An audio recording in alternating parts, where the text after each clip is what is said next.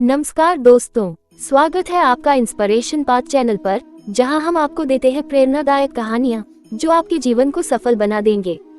तो चलिए बिना देर किए शुरू करते हैं। प्रेरणादायक कहानियां अंतिम सत्य। ऐसी उपनिषद में प्यारी कथा है। याज्ञवल्क्य छोड़कर जा रहा है। जीवन के अंतिम दिन आ गए हैं और अब वह चाहता है कि दूर खो जाए किन्हीं पर्वतों की गुफाओं में।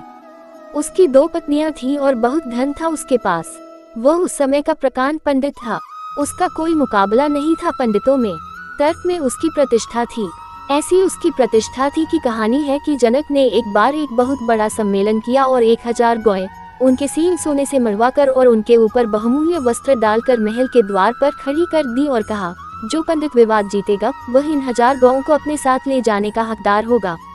ये पुरस्कार है। बड़े पंडित इकट्ठे हुए। दोपहर हो गई। बड़ा विवाद चला। कुछ तय भी नहीं हो पा रहा था कि कौन जीता कौन हारा।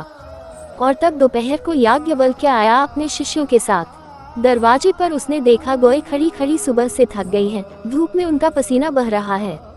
उसने अपने शिष्यों को कहा, ऐसा करो, तुम गौओं को खदेड़ कर घर ले जाओ, मैं विवाद निपटा कर आता हूँ। जनक की भी हिम्मत नहीं पड़ी यह कहने की कि यह क्या हिसाब हुआ, पहले विवाद तो जीतो। किसी एकाध पंडित ने कहा कि यह तो नियम के विपरीत है, पुरस्कार पहले ही। लेकिन याज्ञवल्क्य ने कहा, मुझे भरोसा है, तुम फिक्र न करो, विवाद तो मैं जीत ही लूंगा, विवादों में क्या रखा है। लेकिन गौएं थक गई हैं, इन पर भी कुछ ध्यान करना जरूरी है। शिष्यों से कहा, तुम फिक्र ही मत करो, बाकी मैं निपटा लूंगा। शिष्य गौएं खदेड़कर घर ले गए। याज्ञवल्क्य ने विवाद बाद में जीता, पुरस्कार पहले ले लिया। बड़ी प्रतिष्ठा का व्यक्ति था, बहुत धन उसके पास था, बड़े सम्राट उसके शिष्य थे। और जब वह जाने लगा, उसकी 2 पत्नियां थीं। उसने उन दोनों पत्नियों को बुलाकर कहा कि आधा आधा धन तुम्हें बांट देता हूँ। बहुत है, 7 पीढ़ियों तक भी चुकेगा नहीं, इसलिए तुम निश्चिंत रहो, तुम्हें कोई अड़चन न आएगी। और मैं अब जंगल जा रहा हूँ। अब मेरे अंतिम दिन आ गए। अब ये अंतिम दिन मैं परमात्मा के साथ समग्रता से लीन हो जाना चाहता हूँ। अब मैं कोई और दूसरा प्रपंच नहीं चाहता। एक क्षण भी मैं किसी और बात में नहीं लगाना चाहता। एक पत्नी तो बड़ी प्रसन्न हुई, क्योंकि इतना धन था याज्ञवल्क्य के पास, उसमें से आधा मुझे मिल रहा है, अब तो मजे ही मजे करूंगी। लेकिन दूसरी पत्नी ने कहा कि इसके पहले कि आप जाएं, एक प्रश्न का उत्तर दे दें। इस धन से आपको शांति मिली, इस धन से आपको आनंद मिला, इस धन से आपको परमात्मा मिला।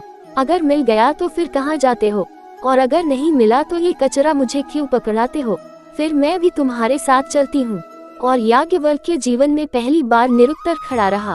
अब इस स्त्री को क्या कहे कि नहीं मिला तो फिर बांटने की इतनी अकड़ क्या। बड़े गौरव से बांट रहा था कि देखो इतने हीरे जवाहरात, इतना सोना, इतने रुपए, इतनी जमीन, इतना विस्तार। बड़े गौरव से बांट रहा था। उसमें थोड़ा अहंकार तो रहा ही होगा उस क्षण में कि देखो कितना दे जा रहा हूँ। किस पति ने कभी अपनी पत्नियों को इतना दिया है। लेकिन दूसरी पत्नी ने उसके सारे अहंकार पर पानी फेर दिया। उसने कहा, अगर तुम्हें इससे कुछ भी नहीं मिला तो ये कचरा हमें क्यों पकड़ाते हो, यह उलझन हमारे ऊपर क्यों डाले जाते हो। अगर तुम इससे परेशान होकर जंगल जा रहे हो तो आज नहीं कल हमें भी जाना पड़ेगा। तो कल क्यों, आज ही क्यों नहीं, मैं चलती हूँ तुम्हारे साथ। तो जो धन बांट रहा है वह क्या खाक बांट रहा है, उसके पास कुछ और मूल्यवान नहीं है।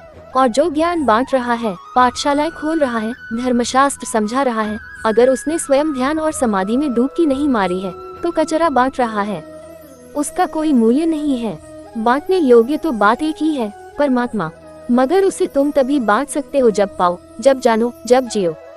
दोस्तों, आपको ये वीडियो पसंद आया है तो वीडियो को लाइक करें और चैनल को सब्सक्राइब करें। धन्यवाद।